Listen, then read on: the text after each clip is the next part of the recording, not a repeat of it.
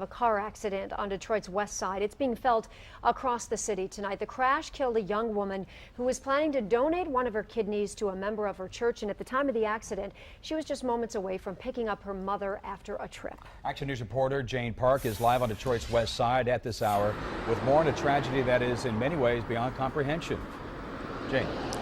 Well, it took crews several hours to retrieve the body of Diamond Scott from her mangled car here at Curtis and Greenfield early this morning.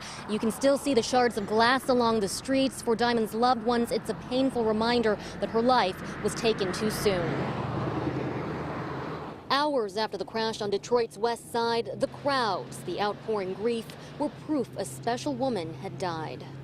23-year-old Diamond Scott was mere moments away from picking up her mother.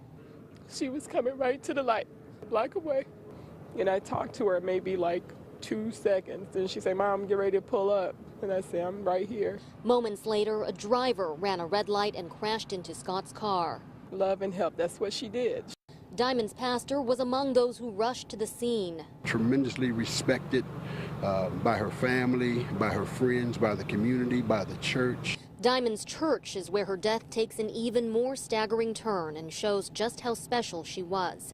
Fellow church member Ronald White is on dialysis, and Diamond was planning to give him one of her kidneys. She was a perfect match, and she was ready to go. It wasn't that I couldn't get the kidney, it was more so that a good person had been just taken like that. She was always smiling, and like I said, she was a loving person. Now White says he's left with an ailing heart, too.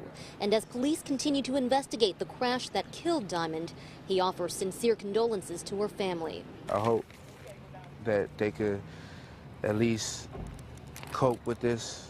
And I know it's a hard feeling, because if it's hard for me, I understand how hard it is for them. And Diamond Scott was a recent graduate of Wayne State University. She had just accepted a job to be a social worker in Baton Rouge. And as for the driver who hit her, Detroit police say he remains in critical condition after being ejected from his car. If he lives, he could face charges of vehicular manslaughter or homicide. Reporting live on Detroit's west side, Jane Park, 7 Action News. And Jane, I just want to ask, if she was going to be donating a kidney, I know this accident was certainly horrific. Was she in any condition where her organs could be donated after her death?